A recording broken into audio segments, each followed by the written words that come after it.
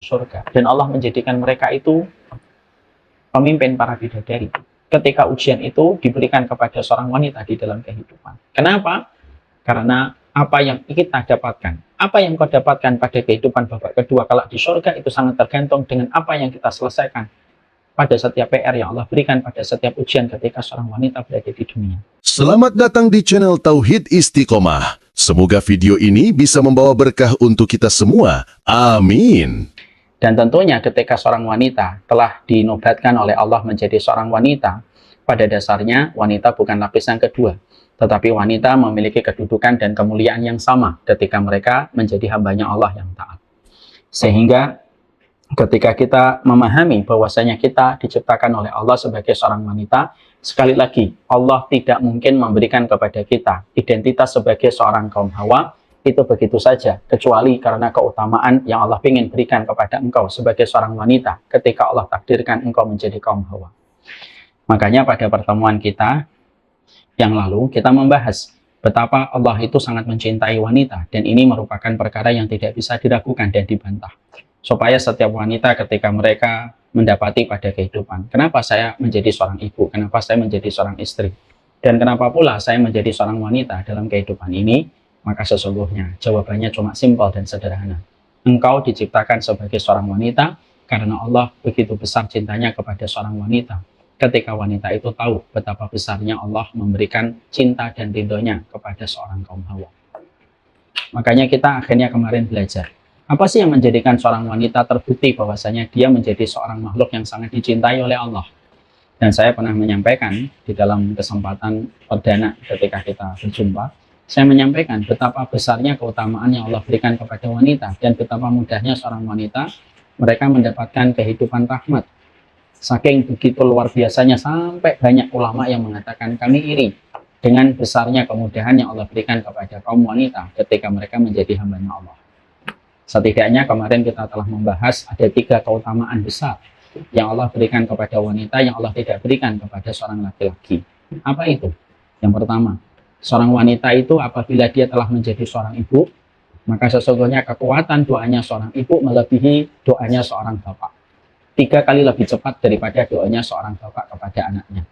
Kalau ibarat kata, ibu-ibu kalau sudah berdoa, kecepatan doanya ibu 90 km per jam.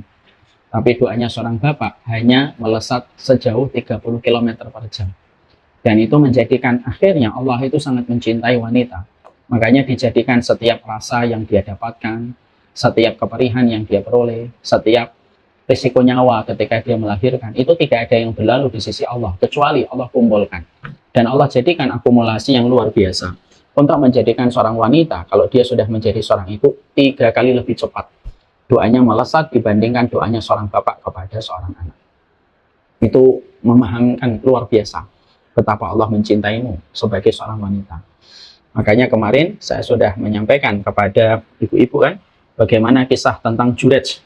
Bagaimana Jurej ketika sedang sholat dipanggil oleh ibunya, ketika ibunya memanggil ya Jurej, maka pada saat itu Jurej dalam kondisi sholat dan sempat beliau kebingungan, apakah saya memenuhi panggilan ibu ataukah saya membatalkan sholat, apakah saya membatalkan sholat memenuhi panggilan ibu ataukah saya meneruskan sholat.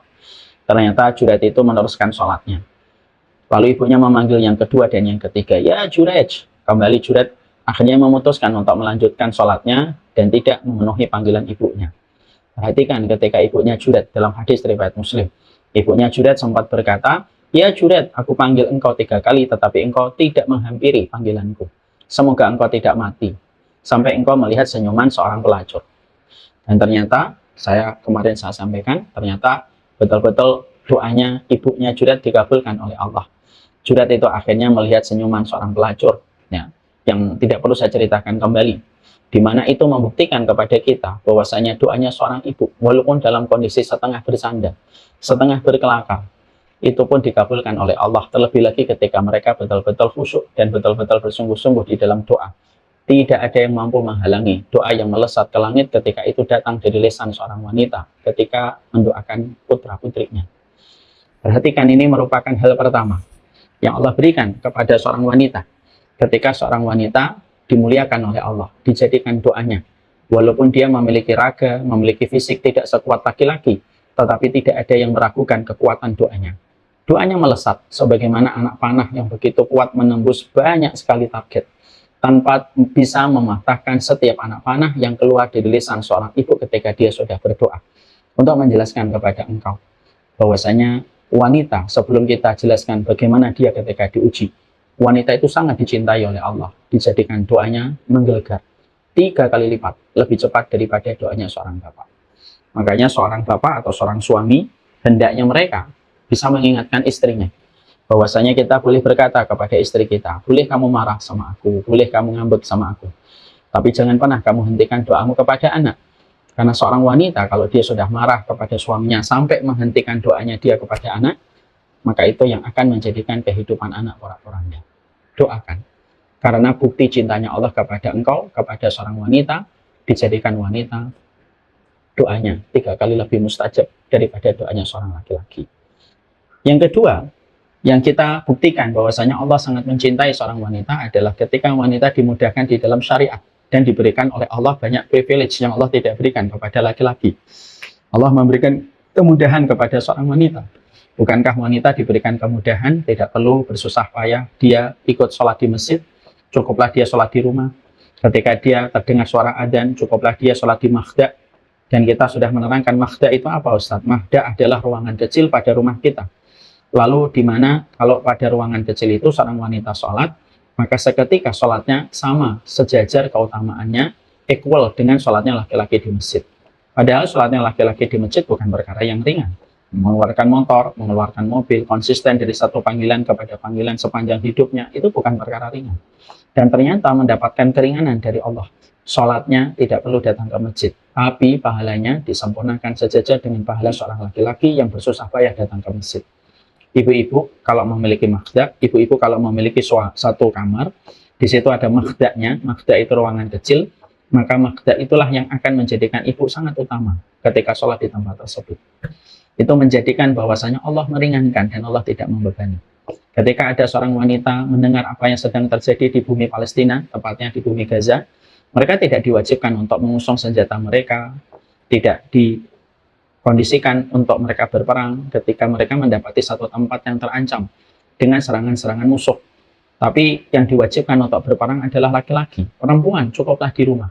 Cukuplah dia berbakti kepada anak-anaknya, cukuplah dia memberikan ketaatan kepada suaminya, pahalanya setara dengan jihad yang dia dapatkan. Dan itu setara dengan orang laki-laki ketika mereka berjihad di bumi-bumi jihad mereka. Dan itu sekali lagi memberikan kepada kita tentang sebuah arti bagaimana seorang wanita diringankan oleh Allah. Ketika dia menjadi anak perempuan, yang bertanggung jawab kepadanya adalah bapaknya. Ketika dia menjadi seorang istri, yang bertanggung jawab adalah suaminya. Dan ketika dia hidup, maka nafkahnya ditanggung oleh suaminya. Dan dia hanya di dalam rumahnya memberikan hatinya, memberikan jiwanya, merawat anak-anaknya. Ketika nafkahnya pun ditanggung oleh seorang suami. Ini membuktikan kepada kita betapa mudahnya seorang wanita dalam kehidupan sampai urusan hisabnya dibebankan kepada 2 orang. Dibebankan kepada bapaknya dan dibebankan kepada suaminya. Dan suaminya bukan hanya mempertanggungjawabkan hisabnya kepada seorang istri, tapi seorang suami diperintahkan untuk memenuhi kebutuhan sandang, papan, dan pangan seorang wanita ketika dia telah menghalalkan seorang wanita dalam perjalanan hidupnya. Bukankah ini kemudahan? Bukankah syariat ini tidak terjadi secara begitu saja? Bukankah syariat ini membuka hati dan pikiran kita bahwasanya yang mencintai seorang wanita itu bukan feminisme, tapi yang mencintai seorang wanita itu adalah Allah Subhanahu wa Ta'ala? Kalau ada yang mengatakan, Ustadz, seorang wanita itu tidak boleh dipegang, itu berarti diskriminatif.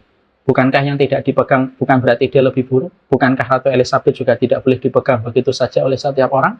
Bukankah itu menjadikan bahwasanya Islam itu meratukan setiap para wanitanya sebagaimana warga Inggris ketika meratukan Ratu Elizabeth mereka? Semuanya itu memberikan arti kepada kita bahwasanya Allah itu sangat mencintai wanita. Supaya wanita di tengah masalah apapun yang nanti mereka jumpai, di tengah himpitan kondisi apapun yang mereka dapatkan, maka tidak ada zat yang paling mencintai seorang wanita kecuali adalah Allah. Dan janganlah setiap masalah bertumpuk-tumpuk yang kalian jumpai dalam kehidupan melupakan bahwasanya tujuan kalian diciptakan oleh Allah bukan untuk berhenti di tengah jalan, tapi terus berjalan sampai ke titik akhir ketika berjumpa dengan Allah. Kalau kita sebagai wanita diuji, lalu kita lupa betapa besarnya Allah memberikan privilege kepada kita, lalu kita berhenti di tengah jalan dan kita terpuruk, Buat apa kamu diciptakan kalau hanya terpuruk di tengah jalan? Maka itulah yang menjadikan seorang wanita dicintai oleh Allah Subhanahu wa taala. Yang kedua, dia diberikan oleh Allah banyak kemudahan. Sholatnya di rumah, nafkahnya dibebankan kepada seorang suami. Dia tidak perlu keluar banyak dari rumahnya, fokusnya di rumah. Sesekali dia keluar ketika mereka ingin untuk mendapatkan suasana sebagai bentuk refreshing. Tapi selebihnya Allah mudahkan seorang wanita. Bukan hanya itu saja, tapi sampai kita juga menjumpai bahwasanya seorang wanita diberikan oleh Allah me time, oleh Allah Subhanahu wa taala. Bukankah ketika seorang wanita diberikan siklus bulanan itu merupakan me time dari Allah? Sampai Allah pun tahu bahwasanya wanita itu butuh waktu bersama dengan dirinya. Allah berikan kepadanya siklus bulanan. Bukan hanya untuk mengeluarkan darah kotor yang ada pada dirinya, tapi sesungguhnya me time itu juga merupakan, siklus bulanan itu juga merupakan bagian dari me time yang Allah berikan. Supaya wanita bisa menarik nafas untuk dirinya, meresapi pada perjalanan hidupnya. Ketika mereka pada waktu siklus bulanan, mereka tidak perlu sholat, mereka tidak perlu membaca Al-Quran, tapi supaya mereka bisa istirahat sejenak dari perjalanan panjang ketika beribadah kepada Allah. Dan itu merupakan bagian dari salah satu surat cintanya Allah kepada wanita, yang terkadang banyak wanita itu tidak tahu. Siklus bulanan bukan hanya sekedar siklus bulanan. Siklus bulanan adalah surat cintanya Allah kepada seorang wanita, supaya mereka merasakan hangatnya cintanya Allah setiap bulan kepada seorang wanita ketika mereka diberikan istirahat setiap bulannya 1 pekan, yang itu tidak pernah diberikan kepada laki-laki. Laki-laki capek, laki-laki capek. Laki-laki itu dicintai dengan banyak syarat. Laki-laki itu harus bertanggung jawab, laki-laki itu harus mengawasi, laki-laki itu harus mengendalikan, laki-laki itu harus mendidik. Laki-laki itu dari dia membuka mata sampai menutup mata, semuanya harus berada pada tanggung jawab yang harus dia perhatikan secara detail. Tapi ada nggak waktu istirahat bagi laki-laki dengan me time? Nggak ada. Nggak ada. Yang ada hanya untuk perempuan ketika mereka istirahat selama sepekan. Ketika dalam 1 bulan Allah memberikan itu sepanjang hidupnya. Bukankah itu merupakan getaran yang luar biasa dari love language-nya Allah kepada wanita? Yang menjadikan wanita harus memahami, ya Allah, betapa mudahnya Allah meringankan hidupmu, dan betapa mudahnya Allah ketika sangat besar mencintaimu, sampai memberikan banyak kemudahan di dalam perjalanan hidupmu. Yang ketiga, yang kita dapati dan kita jumpai, bagaimana seorang wanita ketika mereka telah lahir, maka sesungguhnya orang tuanya, kalau mampu mendidik seorang wanita, dia menjadi salihah, terjaga kesuciannya, terjaga kehormatannya, sampai dia menikah, maka bisa menjadi hijab dan bisa menjadi sutroh, bisa menjadi penghalang antara orang tuanya dari dinding api neraka. Yang mana ini tidak disebutkan secara spesifik untuk anak laki-laki. Kenapa? Ya karena keistimewaan anak perempuan yang disampaikan oleh Allah Subhanahu wa taala. Supaya dirasakan getaran rasa cintanya Allah kepada wanita. Makanya sampai mendidik anak perempuan itu taat kepada seorang ibu lebih besar daripada taatnya kepada seorang bapak. Coba. Jadi kalau seorang anak, misalkan dia berbakti, misal dalam contoh kasarnya atau realitanya, seorang anak mengumrohkan ibunya, harusnya mengumrohkan 3 kali, bapaknya umrohnya 1 kali saja. Kalau kita bandingkan realitanya, kenapa? Karena memang 3 kali lebih besar baktinya seorang anak kepada ibunya daripada baktinya dia kepada seorang bapak. Karena memang walaupun kita tidak boleh meremehkan bapak, memang betul keringatnya seorang bapak tidak segurih air susu. Tapi bagaimanapun air susu itu memberikan keberkahan. Makanya Allah sampai menyampaikan di dalam surat Maryam ayat yang ke-32, wa barram biwalidati wa lam yaj'alni jabbaran syaqiyya. Sesungguhnya aku berbakti kepada ibuku, kata Nabi Isa di dalam surat Maryam 32, wa lam yaj'alni jabbaran syaqiyya. Maka aku tidak dijadikan sombong, tidak dijadikan celaka oleh Allah. Makanya seorang anak yang dia secara spesifik berbakti kepada ibunya, bukan manja ya, tapi berbakti sama ibunya. Maka Allah itu mengatakan walam yaj'alni jabbaran syaqiyya, tidak dijadikan sombong dan tidak dijadikan celaka.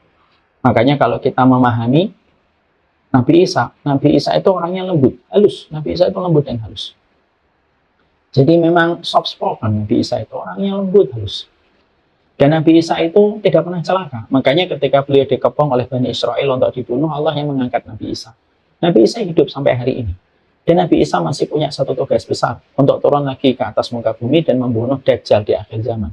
Kenapa sebesar ini agenda yang Allah berikan kepada Nabi Isa? Maka kunci jawabannya ada pada surat Maryam 32.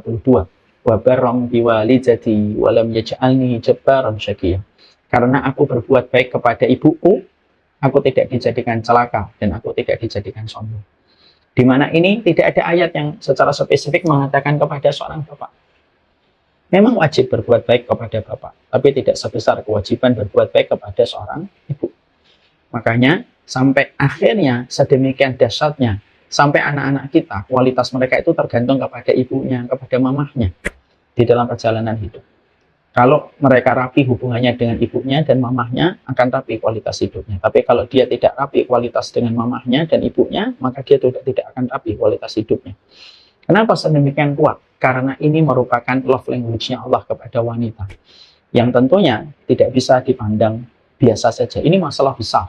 Dan ini menunjukkan betapa besarnya Allah itu mencintai seorang wanita. Makanya, laki-laki ketika ditinggalkan istrinya, mungkin dia tidak akan bisa mendidik sempurna anak-anaknya. Tapi kalau ada perempuan ditinggalkan suaminya, dia masih bisa mendidik anaknya yang terbaik. Bukankah Imam Ahmad, Imam Bukhari, Imam Syafi'i? Ibu-ibu tahu nggak apa benang merah di antara 3 ulama besar ini? Kalau ibu-ibu tidak tahu, saya sampaikan. Benang merah antara Imam Syafi'i, Imam Bukhari, Imam Ahmad, benang merahnya satu. Mereka sama-sama anak yatim. Imam Ahmad yatim, Imam Bukhari yatim, Imam Syafi'i yatim. Tapi ibu-ibu mereka berhasil mendidik anak-anaknya menjadi ulama besar. Memang betul, wanita itu tidak ditakdirkan untuk menjadi pemimpin, tapi wanita ditakdirkan untuk melahirkan pemimpin-pemimpin besar. Dan itu seorang wanita. Makanya seorang wanita itu mampu mendidik anak-anaknya. Dan itu terkadang tidak bisa dilakukan laki-laki seorang diri. Itulah yang membedakan antara Nabi Ibrahim dengan Nabi Nuh. Kenapa Nabi Ibrahim solih? Kenapa Nabi Nuh juga solih? Tapi kualitas anaknya berbeda. Nabi Nuh punya Kan'an, Nabi Ibrahim punya Ismail. Kenapa kok jadi berbeda? Padahal mereka juga sama-sama seorang nabi. Kualitas airnya datang dari kualitas orang yang solih. Kenapa Allah bedakan mereka? Karena sesungguhnya yang membedakan antara hasilnya Nabi Nuh dengan Nabi Ibrahim ketika mereka punya keluarga, air yang solih ini itu mendarat di rahim yang berbeda.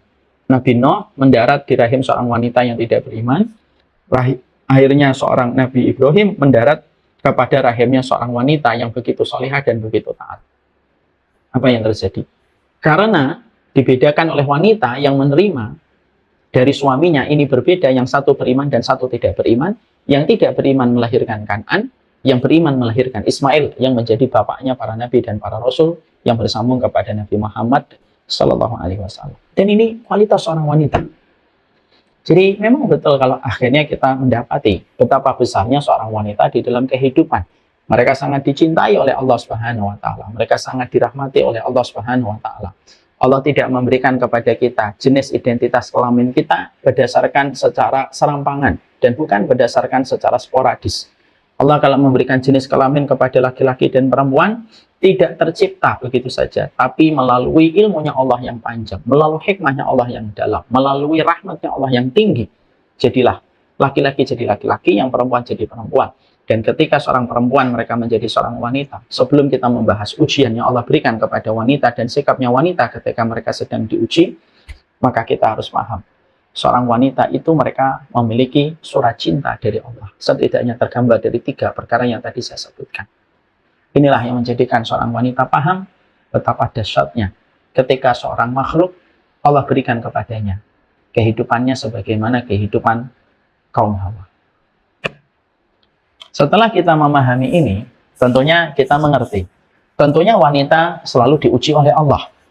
Dan justru semakin wanita itu dicintai oleh Allah, maka sesungguhnya wanita itu ketika dicintai oleh Allah, maka love language-nya Allah itu tidak sama dengan love language-nya seorang bapak ketika dia cinta kasih kepada putrinya. Apa yang ibu-ibu bayangkan kalau ada seorang bapak cinta kasih kepada anak putrinya? Pasti akan memberikan apa yang dimau oleh putrinya. Tapi love language-nya Allah kepada seorang wanita berbeda dengan makhluk. Maka sesungguhnya seorang wanita itu dekat dengan ujian. Karena pada dasarnya Allah memberikan kepada mereka cinta yang begitu besar, gelombang rahmatnya Allah juga begitu besar kepada seorang wanita. Tapi seorang wanita itu pun ketika mereka di dalam perjalanan hidupnya, fitrah kehidupan bernama panggung ini tidak akan pernah menjauhkan wanita kecuali dengan ujian. Pasti dekat dengan ujian. Kenapa? Supaya wanita-wanita ini yang bertubi-tubi mendapatkan cobaan demi cobaan, ujian demi ujian yang itu datang melalui surat cintanya Allah, supaya wanita terbentuk ketika mereka mengalami banyak benturan, mereka menjadi kuat ketika mereka mendapatkan ujian itu, dan supaya mereka kelak pantas untuk menjadi pemimpin-pemimpin para bidadari di surga. Karena setiap ujian yang telah mereka terima di dalam kehidupan disempurnakan. Setiap ujian itu begitu sempurna di dalam kehidupan mereka. Makanya kalau kita melihat di dalam akidah Ahlussunnah wal Jamaah, di dalam akidah Ahlussunnah wal Jamaah kita mendapati dan kita menjumpai apa yang kita jumpai. Di dalam akidah Ahlussunnah wal Jamaah itu diterangkan, seorang wanita ketika mereka sudah memasuki surga, kedudukan mereka, parasnya mereka, fisiknya mereka, itu melebihi parasnya dan posisi dan kedudukannya para bidadari di surga. Mungkin ada yang berkata, Ustadz, bukankah para bidadari terkenal dengan kecantikannya, parasnya yang rupawan, yang apabila mereka melirik ke surga, melirik ke dunia, maka dunia ini akan terasa hambar semua kecantikan para wanita-wanita ini? Maka betul, memang para bidadari diciptakan oleh Allah dengan paras yang rupawan. Dan kalaulah mereka itu melirik ke dunia, seluruh kecantikan wanita di dunia ini akan menjadi hambar kalau sudah seorang bidadari melirik ke dunia. Tapi itu konteksnya kapan? Ketika konteksnya seorang wanita masih berada di dunia dengan ujian demi ujian yang mereka hadapi. Tapi ketika wanita itu sudah menyelesaikan satu persatu ujian yang Allah berikan kepada mereka sampai mereka berjumpa dengan Allah dengan kejujuran, maka seorang wanita itu mereka ditinggikan derajatnya di surga dan mereka melebihi parasnya para bidadari. Karena bidadari tidak pernah melewati ujian, bidadari tidak pernah meneteskan air mata, bidadari tidak pernah melewati beratnya ketika menyusui, bidadari tidak pernah melewati masa ketika dia harus menahan kesabaran dan menata keridhaan. Bidadari tidak pernah merasakan artinya bagaimana dia menahan diri. Bidadari tidak pernah merasakan bagaimana siklus bulanan, darah nifas, dan seluruh perjuangan yang dialami oleh seorang wanita dalam kehidupan di dunia. Semua ujian-ujian yang diderita oleh wanita dunia ketika mereka menyelesaikan ujian itu, itulah yang menjadi sebab Allah meninggikan derajat mereka kelak di surga. Dan Allah menjadikan mereka itu pemimpin para bidadari ketika ujian itu diberikan kepada seorang wanita di dalam kehidupan. Kenapa? Karena apa yang kita dapatkan, apa yang kau dapatkan pada kehidupan babak kedua kelak di surga itu sangat tergantung dengan apa yang kita selesaikan pada setiap PR yang Allah berikan pada setiap ujian ketika seorang wanita berada di dunia. Makanya janganlah kita menganggap bahwasanya ujian ini hanya untuk kita. Nah, ujian itu memang berlaku kepada setiap wanita. Sebutkan wanita manakah yang mereka mendapatkan surga kecuali mereka diuji. Sesungguhnya Asiyah binti Muzahim dia diuji dengan suaminya yang berlaku zalim. Kita juga mendapati Ibunda Maryam yang dia diuji bagaimana keluarganya, kerabatnya, lingkungannya menolaknya dan menetapkan dia sebagai seorang perempuan lacur dan perempuan yang kotor. Ibunda Khadijah, dia tidak pernah melihat hasil ketika dia membantu Rasulullah SAW. Dia tidak pernah menjumpai hasil yang beliau perjuangkan ketika beliau membantu dakwahnya Rasulullah SAW. Kita menjumpai bagaimana Ibunda Aisyah, beliau diuji, tidak punya keturunan sampai akhirnya beliau meninggal dunia. Padahal beliau menjadi wanita yang paling dicintai oleh Nabi Muhammad setelah beliau mencintai Khadijah. Ibunya Imam Ahmad, solihah, tapi ditinggalkan suaminya ketika beliau baru memiliki anak yang masih belia. Sama dengan Imam Bukhari. Imam Bukhari suaminya baru saja mengumpulkan harta, tidak lama setelah itu meninggal dunia. Dan ibunya Imam Bukhari kaget ketika mendapati Imam Bukhari kecil dan belia dalam kondisi buta ketika dilahirkan. Imam Syafi'i pun sama. Ibunya Imam Syafi'i juga mendapatkan cobaan bagaimana beliau seorang diri ketika harus mendidik dan merawat serta membesarkan Imam Syafi'i. Sampai dalam beberapa riwayat beliau menjual apa saja supaya bisa memberikan pendidikan agama yang terbaik untuk putranya, Imam Syafi'i, yang disebut nama aslinya adalah Muhammad bin Idris. Itu memberikan kepada kita tentang sebuah arti bahwasanya keimanan seorang wanita tidak pernah jauh dari panggung ujian. Karena begitulah love language yang Allah berikan kepada setiap wanita di dalam perjalanan hidup mereka. Maka itulah yang menjadikan kita akhirnya paham. Jadi setidaknya mukadimah ini saya sampaikan berarti wanita itu pada dasarnya mereka dicintai oleh Allah. Ketika wanita dicintai oleh Allah, jangan salah paham dan jangan salah asumsi bahwasanya wanita kalau mereka dicintai oleh Allah, dimudahkan dalam banyak hal, Allah memberikan kepada mereka privilege yang Allah tidak berikan kepada laki-laki. Kita juga memahami berarti wanita ketika diuji oleh Allah, maka love language-nya harus paham dan harus sadar dan harus membuka mata. Love language-nya seorang perempuan ketika mereka telah dicintai oleh Allah, maka kehidupannya tidak pernah jauh dari setiap ujian dan tidak pernah jauh dari setiap musibah yang mereka peroleh dan mereka dapatkan di dalam perjalanan kehidupan mereka. Nah, inilah yang menjadikan kita akhirnya paham. Ya. supaya kita tidak sampai salah mengambil kesimpulan bahwasanya cintanya Allah kepada saya itu kan harusnya menjadikan saya itu tidak ada masalah, tidak ada ujian. Justru kalau tidak ada ujian, itu bukan tanda Allah mencintai kita. Kenapa Allah mencintai kita dengan menguji kita? Supaya kita terbentuk. Karena sesungguhnya seorang hamba yang mereka terbentur dalam kehidupan mereka, mereka akan memiliki kekuatan, mereka memiliki daya kenyal dalam perjalanan hidup mereka dengan benturan-benturan yang mereka jumpai. Kadang-kadang benturan itu justru kita perlukan supaya membentuk kita menjadi lebih kuat dalam kehidupan kita dan menjadikan kita lebih kuat dan lebih nikmat pada kehidupan kelak kita di surga. Allah membenturkan kita bukan karena Allah itu tidak ridho kepada kita. Allah membenturkan kita itu karena supaya kita kuat. Bukankah orang tua ketika paham parenting, mereka tidak memanjakan anak? Orang tua yang paham parenting itu justru akan mendidik anaknya dengan berbagai macam keterbatasan, terkadang tidak memanjakan, membiarkan dia jatuh dan menangis supaya dia bisa validasi dengan rasa sakit. Semuanya itu, bukankah itu merupakan ciri orang tua yang paham parenting dengan baik? Tapi kalau ada orang tua memanjakan, setiap anaknya jatuh langsung diangkat, langsung dipukul-pukul tanahnya, dipukul-pukul temboknya, lalu kita memanjakan setiap waktu seakan-akan anak kita tidak boleh sakit sedikit, tidak boleh perih sedikit, apa yang terjadi? Justru anak-anak kita nanti menjadi ringkih. Saya pernah ngobrol dengan Dokter Apin. Dokter Apin tuh ngomong begini ke saya. Ustaz tahu nggak? Kita ini sekarang memanjakan anak. Anak itu baru panas sedikit langsung kita kasih obat. Panas sedikit langsung kita kasih obat. Tanpa kita sadari kalau anak itu sakit langsung kita kasih obat. Imunnya nanti tidak bagus. Akhirnya imunnya nggak terbiasa untuk mendeteksi penyakit. Dan imunnya tidak bisa untuk menanggulangi kalau ada virus dan bakteri yang datang. Kenapa? Terbiasa yang menghalang setiap virus dan bakteri itu langsung obat, antibiotik. Makanya beliau mengatakan, biarin aja kalau anak itu baru sakit semalam gitu. Anak itu kalau baru sakit semalam udah gendong aja, intinya sabar. Biarkan tubuhnya itu mengenali bakteri apa yang masuk ke dalam tubuhnya. Biar dia merasakan sakit, dia merasakan ini supaya dia betul-betul nanti imunnya itu terbiasa di dalam penanggulangan dan pencegahan setiap bakteri yang masuk. Penjelasan dokter ini sangat relate dengan kehidupan kita. Kalau kita lalu membicarakan kenapa kok wanita itu diuji oleh Allah, Ustaz? Bukankah mereka makhluk yang ringkih, makhluk yang lemah? Bukankah cintanya itu harusnya mengistirahatkan wanita di atas singgasananya, menidurkan mereka di atas kasur-kasur yang empuk? Bukankah seorang wanita itu harusnya tidurnya di atas permata dan emas gitu? Maka jawabannya bisa kita dapatkan dalam sebuah realita analogi yang sederhana. Allah itu menguji seorang wanita dan Allah jadikan mereka mendapatkan banyak benturan dalam hidupnya, tidak menidurkan mereka di atas permadani, tidak menidurkan mereka di atas emas dan permata, supaya wanita ini mereka memiliki kekuatan di dalam perjalanan hidup mereka, karena wanita yang kuat melahirkan anak yang kuat. Karena wanita yang kuat itu melahirkan anak-anak yang hebat. Makanya Allah di dalam surat Al-A'raf 58 menyampaikan wal baladu thayyibu yakhruju nabatuhu bi idzni rabbih walladzi khabusa la yakhruju illa nakida. Makanya di dalam surat Al-A'raf 58 sampai kita mendapati apa yang disampaikan oleh Allah. Perempuan itu sebagaimana tanah. Kalau tanahnya subur, maka mengeluarkan tanaman-tanaman yang subur berkualitas. Kalau tanahnya itu tidak subur, maka melahirkan tanaman-tanaman yang gersang.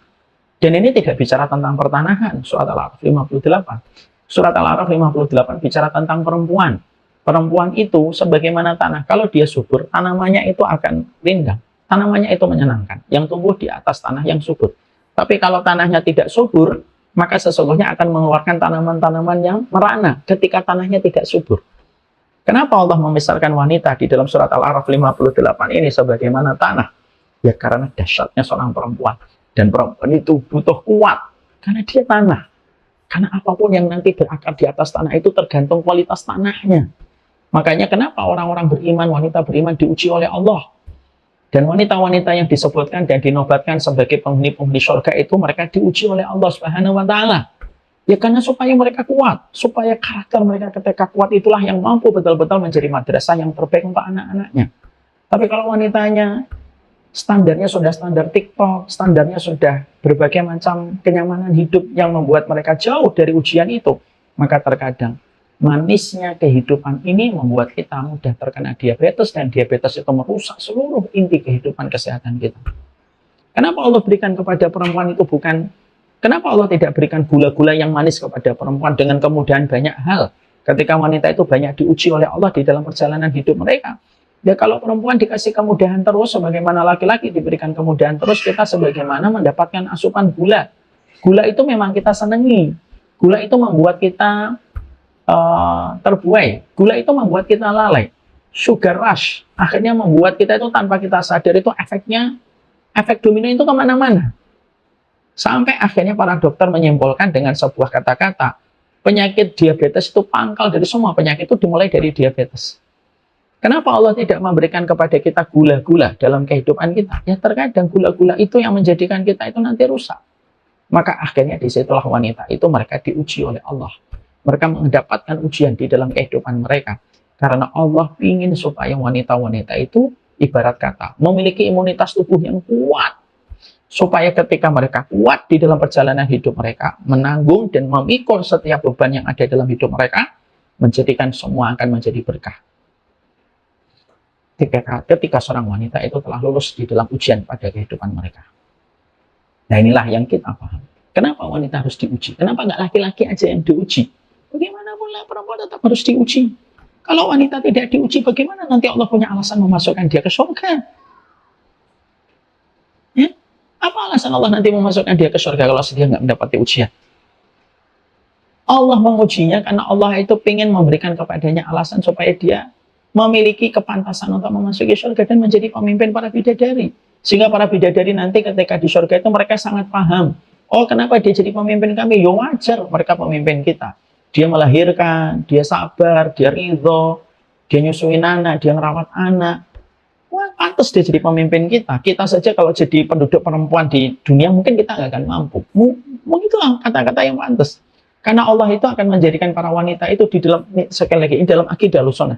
Para wanita di dunia itu nanti akan menjadi para pemimpin-pemimpin bidadari di surga. Dan supaya para bidadari itu jangan sampai mengatakan, ya Allah salah ini jadi pemimpin kami. Karena hidupnya biasa-biasa aja kok jadi pemimpin kami.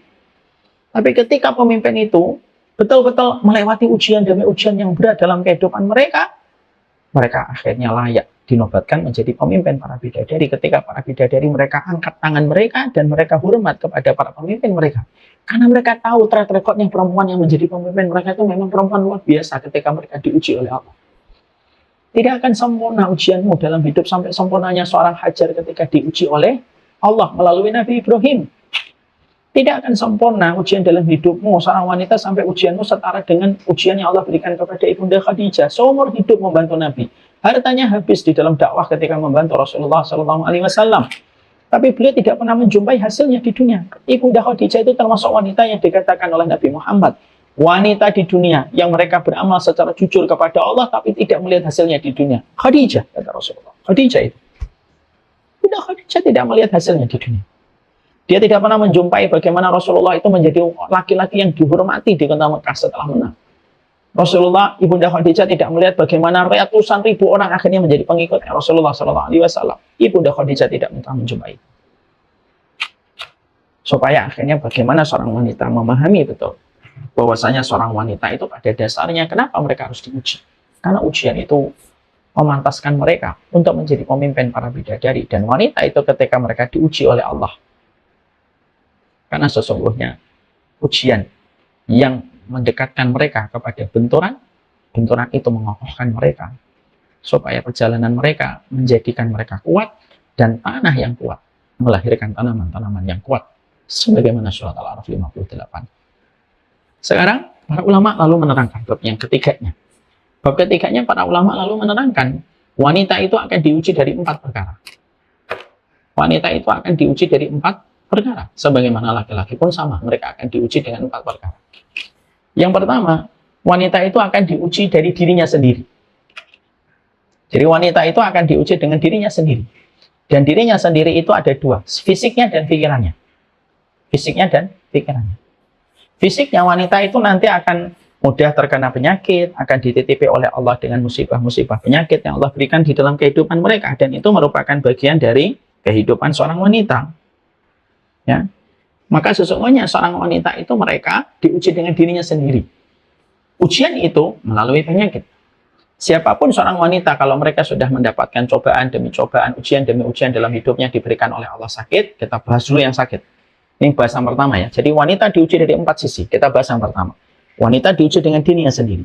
Nah, diuji dengan dirinya sendiri ada dua. Ada dua.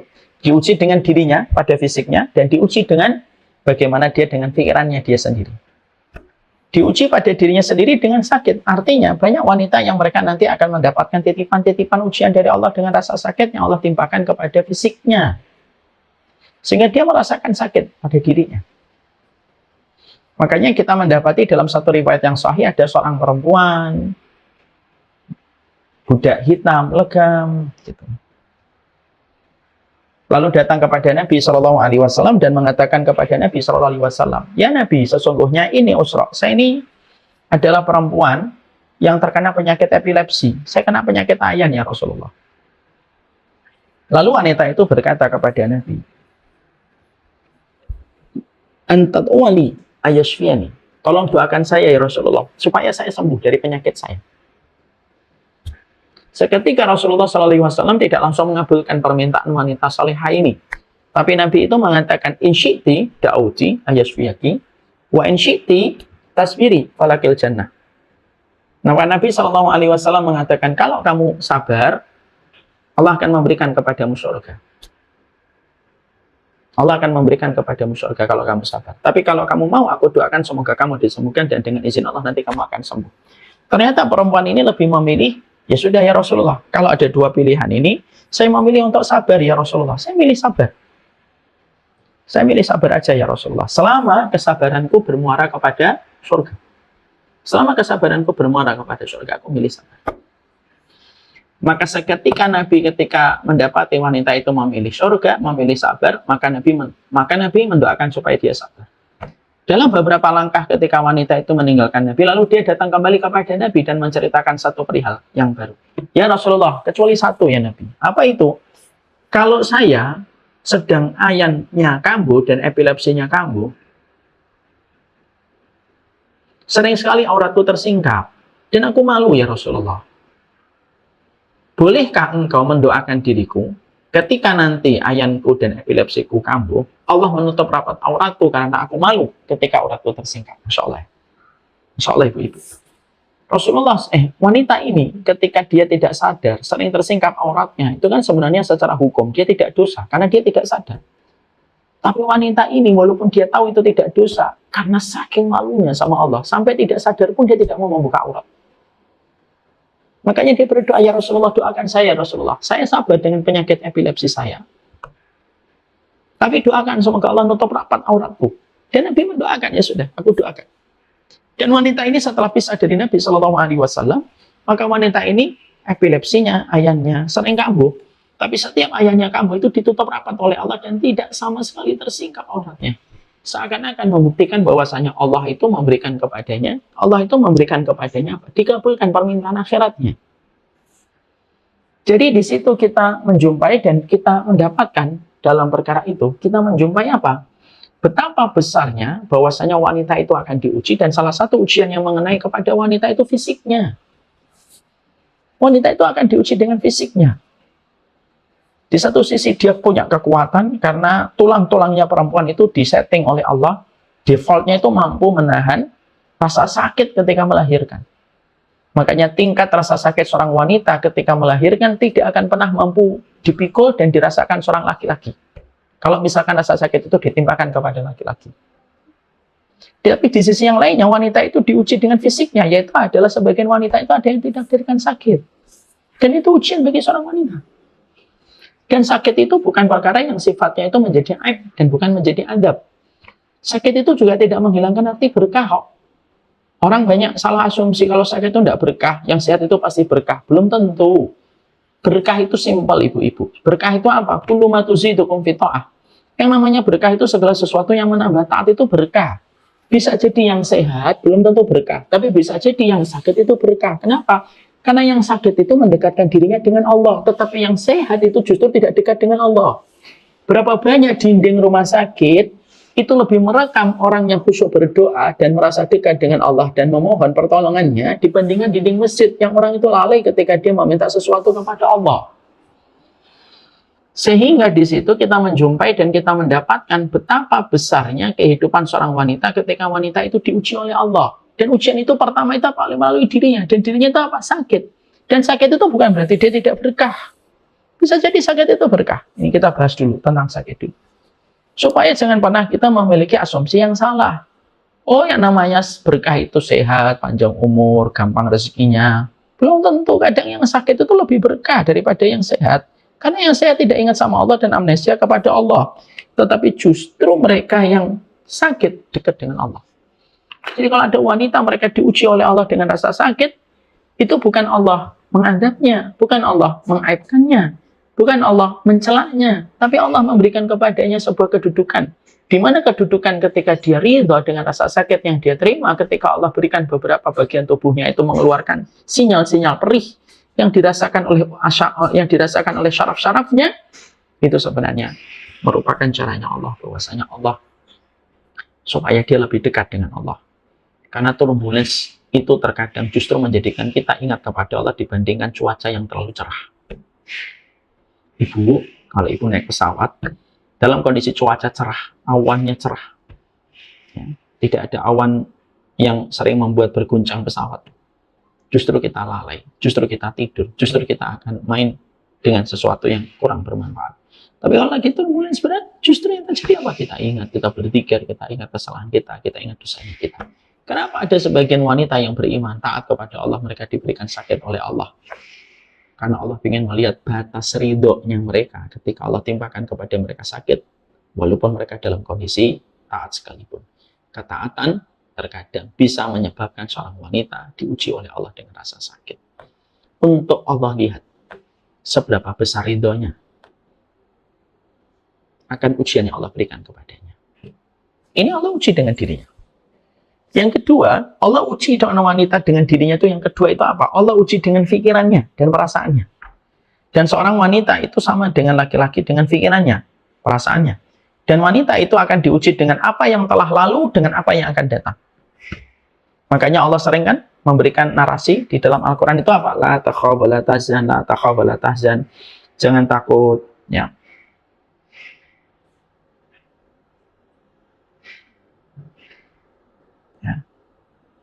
Jangan takut, jangan khawatir, jangan takut, jangan khawatir.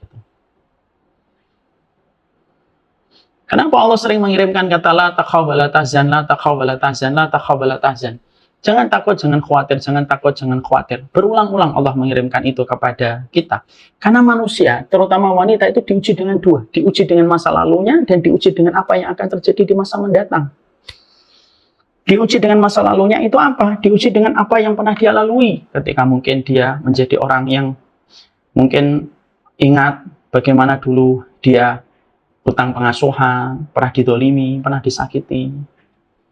Dan perempuan dan laki-laki pun sama, diuji dengan apa yang akan terjadi di masa mendatang. Apa yang terjadi di masa mendatang itu adalah bahwasanya dia diuji dengan berbagai macam perkara-perkara yang akan datang dalam kehidupan di masa mendatang. Rasa khawatirnya, rasa takutnya. Sebagaimana kita mendapati seorang ibunda Maryam, seorang ibunda Maryam itu pun pernah sampai beliau itu menatap masa depan gitu, dengan rasa khawatir gitu, sampai Allah menyampaikan di dalam salah satu ayat di dalam surat Maryam, fa'ja'ahal makhadu ila jid'in nakhlati qalat ya laitani mitu qabla hadha wa kuntu nasan mansiya. Dia bersandar ke pohon kurma gitu. Lalu akhirnya ketika dia bersandar ke pohon kurma, maka ibunda Maryam itu berkata, ya laitani mitu qabla hadha wa kuntu nasan mansiya. Ya Allah, beratnya ujian ini ya Allah. Alangkah baiknya saya meninggal saja dan dilupakan manusia. Alangkah baiknya saya itu meninggal dan dilupakan oleh manusia. Sampai seorang ibunda Maryam itu tingkat ujiannya kepada dirinya, bukan hanya dirinya yang harus menghadapi betapa beratnya ujian ketika beliau dalam kondisi hamil, tapi beliau juga menghadapi beratnya kehidupan beliau itu tentang bagaimana ke depannya. Sampai dia bersandar ke pohon kurma itu sampai mengatakan, sudahlah ya Allah, mati aja. Ya laitani mitu qabla hadha wa kuntu nasan mansiya. Ya Allah, matiin saja supaya saya itu dilupakan orang dan tidak ada yang peduli dengan saya. Dan itu menjadikan akhirnya itulah perempuan. Mereka diuji oleh Allah dalam dirinya. Itu ada dua. Dalam fisiknya dan pikirannya. Dan pikiran seorang perempuan itu dua. Apa yang terjadi di masa lalu dan apa yang menjadi kehidupan masa mendatang. Dia khawatir, dia takut, dan lain sebagainya. Makanya Allah sering menghibur kita, la takhaf wa la tahzan, la takhaf wa la tahzan. Jangan takut, jangan khawatir, jangan takut, jangan khawatir. Terus berulang-ulang Allah menyampaikan itu kepada kita. Kenapa Allah sering sampaikan la takhaf wa la tahzan, jangan takut, jangan khawatir, jangan takut, jangan khawatir. Kenapa berulang-ulang Allah menyampaikan itu kepada kita? Karena sesungguhnya setan itu membuat jebakan terhadap apa yang kita pikirkan di masa lalu, dan setan itu membuat jebakan dengan apa yang kita khawatirkan di masa mendatang. Makanya Allah yang menenangkan kita sebagaimana seorang bapak yang lembut menenangkan hati putrinya. Sudah nak, jangan khawatir, jangan takut, jangan khawatir, jangan takut. Maka ujiannya seorang perempuan itu yang pertama kepada dirinya. Dan itu yang didapati sebagian perempuan. Ada sebagian perempuan diuji dengan dirinya, dan dirinya itu ada dua. Dengan penyakitnya, dan wanita itu diuji dengan pikirannya di dalam perjalanan hidup mereka.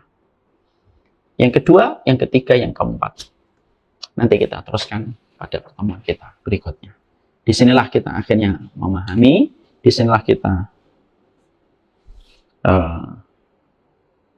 mengerti betapa kehidupan seorang wanita itu harus selalu membutuhkan ilmu. Sekali lagi, seorang wanita kalau tidak sibuk dengan ilmu, dia akan sibuk dengan perasaannya dan sensitivitasnya. Allah a'lam bishawab. Ini part yang kedua. Mari kita lanjutkan nanti pada pertemuan.